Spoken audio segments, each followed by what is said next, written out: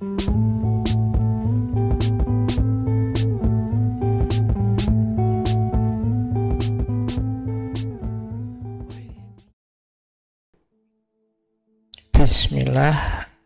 kita lanjutkan ngaji kita masih di daratan Tiongkok dengan para filosof kunonya.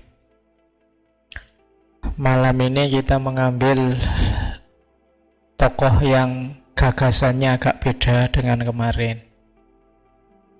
Jadi filsafat Tiongkok klasik itu punya beberapa aliran yang terkenal.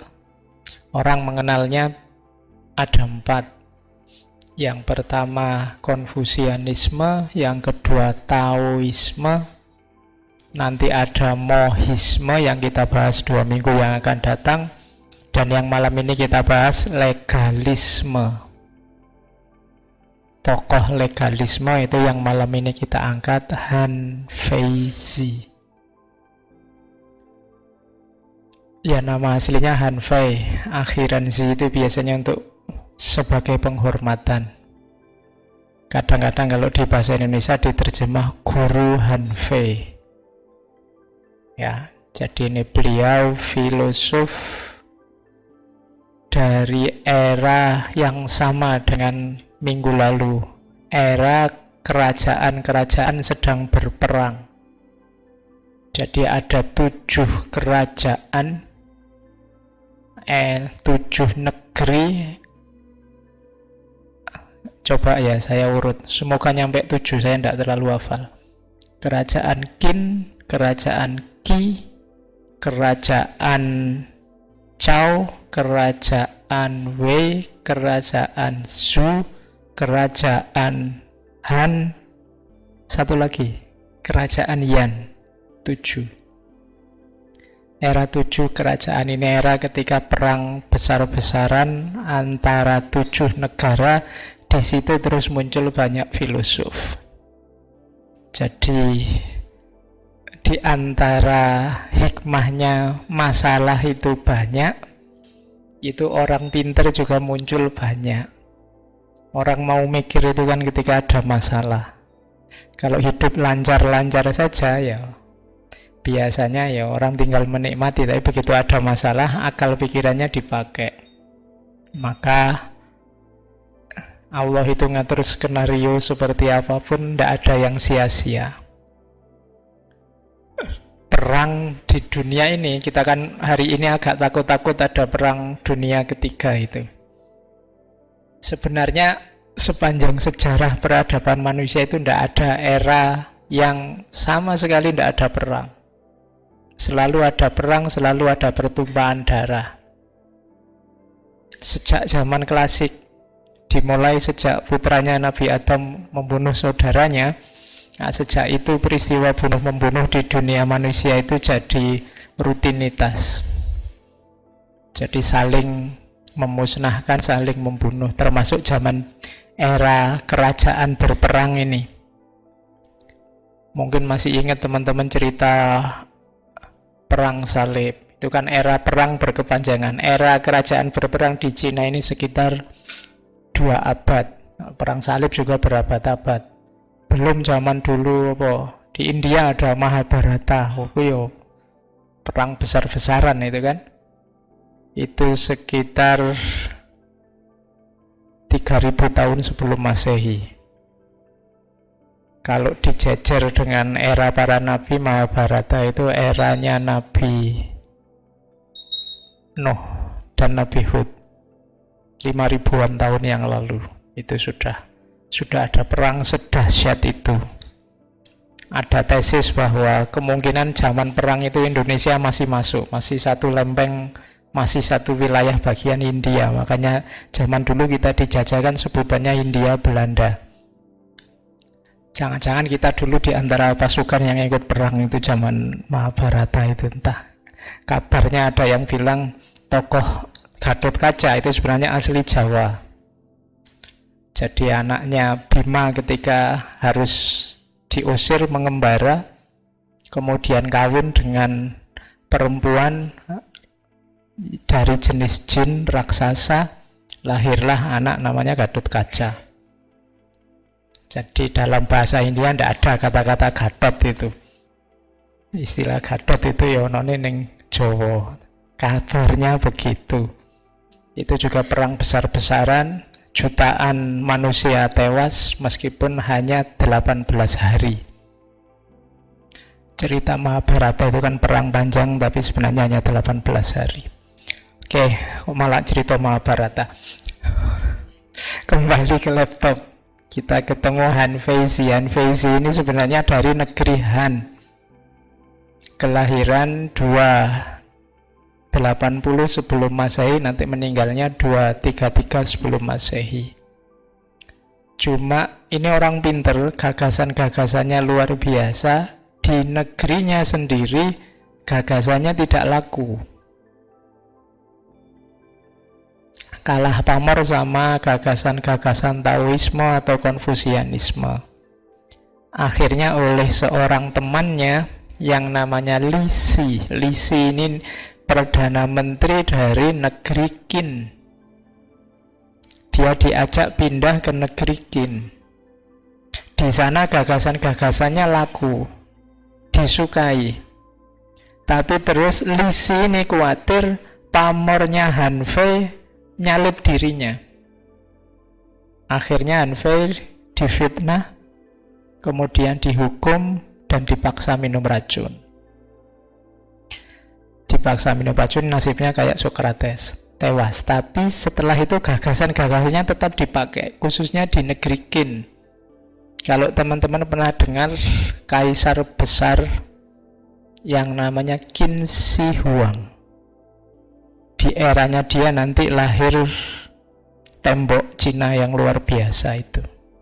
Ini kaisar pertama yang sukses. Tadi kan perang jadi pecah jadi 7 kerajaan itu. Inilah yang bisa menyatukan semuanya di satu kekaisaran besar Tiongkok, namanya Qin Shi Huang. Menggunakan teorinya Han Fei yang nanti dikenal sebagai legalisme. Jadi malam ini bukan teori yang lembut, bukan teori yang moral, tapi kita agak keras. Dari filosof yang namanya Han Feizi. Yang pengen tahu Qin Shi Huang seperti apa, nonton film Jet Li yang judulnya Hero. Itu kan upaya untuk membunuh. Kamu suka nonton film? Filmmu apa hari ini? Bobo Boy. Nonton film Hero atau nontonlah film, kalau yang versi Hollywood Jet Li juga main, dari The Mummy Return.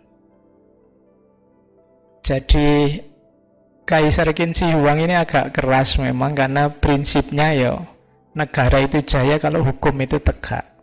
Tapi dia agak diktator, makanya banyak yang menyerang, mau membunuh. Kalau di versi-versi film biasanya dia dianggap raja yang jahat, kecuali di Hero tadi. Kalau di Hero dijelaskan logikanya sebagai seorang raja. Ya nanti habis ini kamu nonton film, enggak apa-apa. Tapi malam ini kita pelajari seperti apa gagasan seorang Han Feizi. Termasuk mungkin kalian pernah dengar penemuan arkeologis yang luar biasa, pasukan terakota. Kalian mungkin pernah dengar ya. Itu kan makamnya Qin Shi Huang itu ada di bawah, kemudian ternyata di situ ada 8.000 patung pasukan. Itu dulu dibikin ketika Qin Shi Huang masih berkuasa dengan tujuan nanti patung-patung pasukan ini akan melayani raja di alam akhirat setelah dia meninggal. Jadi yang kalian mungkin pernah lihat anunya jejer-jejer kayak patung-patung banyak sekali, itu jumlahnya sekitar 8.000 yang mempekerjakan rakyatnya sekitar 700 ribuan orang dengan model kerja paksa. Oke, itu ceritanya Qin Shi Huang, tapi dia agak keras, makanya dinasti Qin itu tidak terlalu panjang. umurnya. Nanti setelah Qin Shi Huang dilanjutkan putranya. Putranya ini hanya raja boneka sekitar 3 tahun, terus dinasti jatuh. Dikalahkan oleh negeri Han. Setelah itu ganti dinasti Han. Setelah dinasti Han nanti baru lahir era namanya era 3 kerajaan yang dikenal sebagai, kita kenalnya cerita Samkok. Itu era 3 kerajaan. Oke, itu sejarah Tiongkok ya, silakan dibaca sendiri, kalau saya cerita terus nanti panjang. Jadi era dinasti-dinasti Cina. Kalau persentuhan dengan Islam saya tidak tahu, tapi zaman Nabi Muhammad menyebarkan Islam itu di Cina dinastinya dinasti Tang. Ya nanti kalian telusuri sendiri, termasuk dari mana datangnya Muslim Uighur yang hari ini kontroversial. Oke, bismillah, kita mulai. Wong kita ini mencari hikmahnya. Malam ini mungkin gagasannya agak keras, saya tidak tahu teman-teman cocok apa enggak. Jadi memang ngaji ini modelnya memang belajar. Jadi belajar itu ya biar tahu, tidak harus dipakai, tidak harus disetujui, tapi kan wawasan kita tambah. Nah, jadi saya tidak mengajarkan tapi ngajak belajar, ada bedanya. Jadi ini bukan mendoktrinasi biar kalian punya gagasan semacam ini, tapi biar kamu ngerti ada gagasan semacam ini. Karena kadang-kadang kalau masuk YouTube atau Instagram terus dipotong, seolah-olah aku ngajar ki ngono. Wong yo ini saya tidak pernah ngomong tentang saya, ini kan selalu ngomong tentang tokoh apa, ngomong apa. Bagi yang tidak ngerti, seolah-olah saya itu hebatnya luar biasa kan. Ngerti macam, aku cuma moco pikirannya orang-orang kok. Jangan terlalu kaget. Kalau ada kalimat-kalimat bagus itu tidak dari saya. Kalau ada pikiran-pikiran luar biasa tetap tidak dari saya. Wong saya cuma menyampaikan gagasan-gagasan yang saya tahu. Oke, makanya sering saya bilang tidak usah berhenti di saya, dilewati aja.